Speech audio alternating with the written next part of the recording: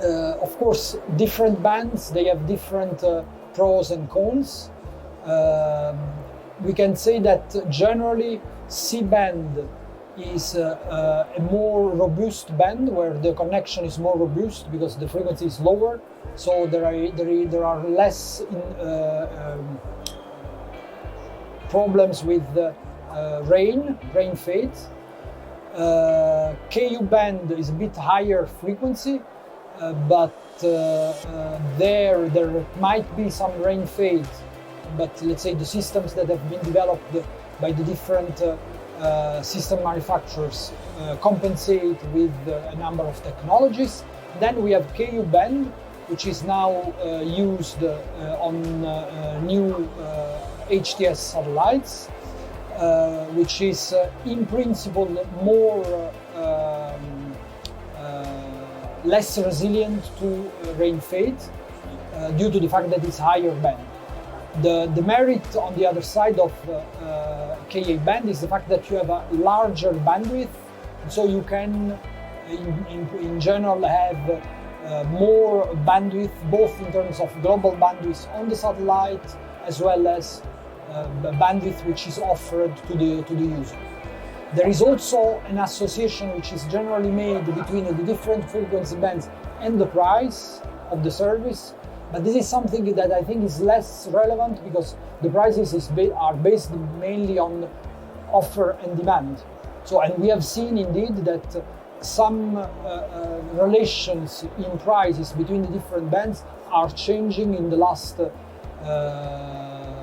years due to the evolution of the demand and offer, and so I think it's not a good assumption to attach a certain price point to a certain bandwidth, because this is not intrinsic, I would say, in the type of band that you are using.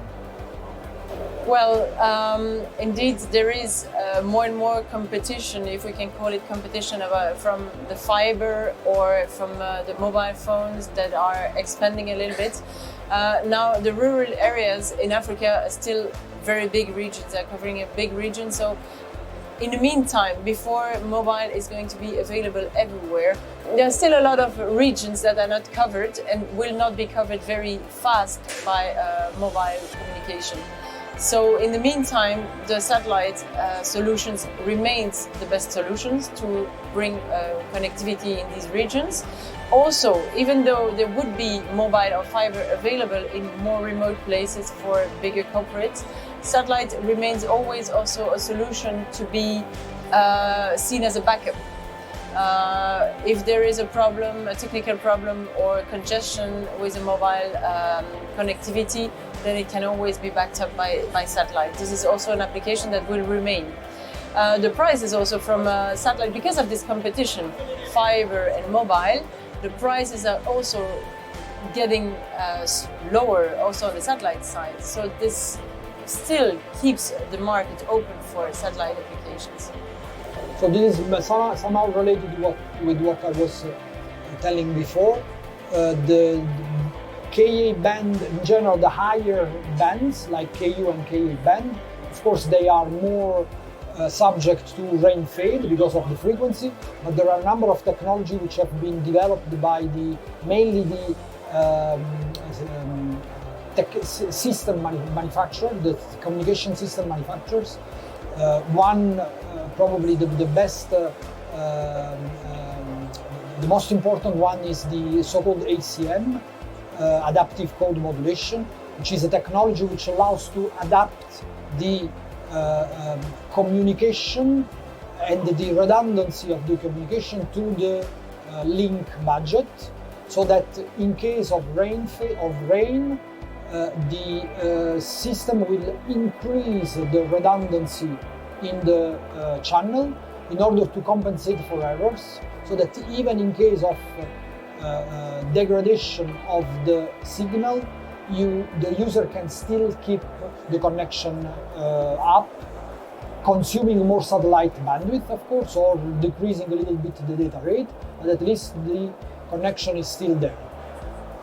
This, of course, is applicable to both KU and KA. In KA, it's very useful, of course, because the band is more subject to rain fade. We observe on the field that the KA band has nevertheless a slightly lower availability than KU and C. In KA we are in the range of maybe 99%, while in KU and C we can reach higher availability in the range of 99.6.7, depending on the regions that you are addressing. For us, it's the most important thing is to have access to all these bands and to different satellites in all these bands, because basically, thanks to the offering that we have based on our cloud service delivery platform, we try to offer to the customer the best solution according to his needs. And this solution can be in C, KU, KA, depending on what he's looking for and what are the specific needs of the customer. So for us, the access to all these bands on different satellites is the key point in order to provide the variety and flexibility of service that we want to offer to our customers. We talked about it earlier also, and in order to cover, for example, schools are still in need of connectivity, and it is true that a lot of schools, a lot of young people are not connected to the world because they are really in very remote places. There can be some offering with mobile, but it's never going to be enough to provide them really good coverage for e-learning. So satellite remains the good solution to provide them connectivity and e-learning solutions.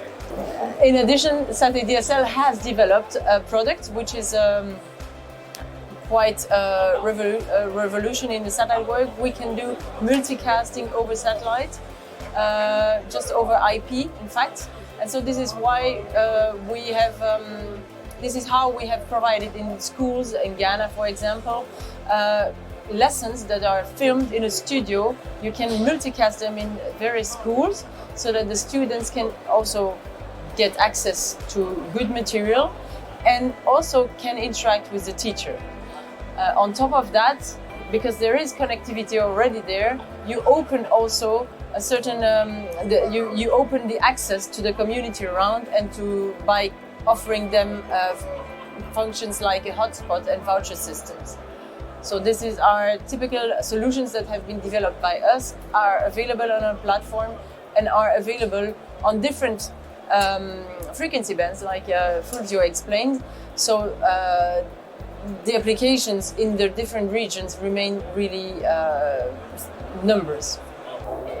So high throughput satellites have a number of advantages, but also some disadvantages. The main advantage is the fact that thanks to the spot beam technologies that are used on high throughput satellites, there is the possibility of frequency reuse. So the overall capacity in terms of megabit per second that you can carry over a satellite, this has increased massively compared to the previous generation of wide beam satellites. So this is the one first big advantage. The second big advantage is that this translates also in terms of data rates that can be offered to the single user. With high throughput satellites, generally you have much higher data rates that can be offered to the users.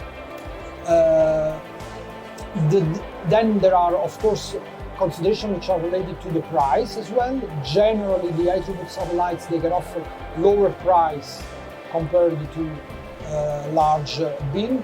Although again, we are in the realm of offer and demand, so this can always change.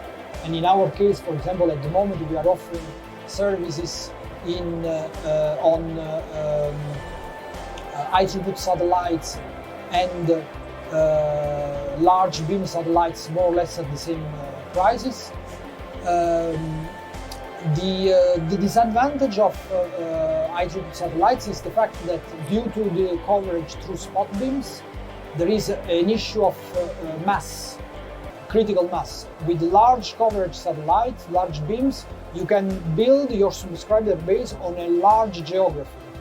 While with the spot beams, you have to build your subscriber base in different spot beams. So in order to reach the critical mass, in order to have statistical effects, you need to do it on several spot beams, and this makes the business model a bit more complex for the service providers.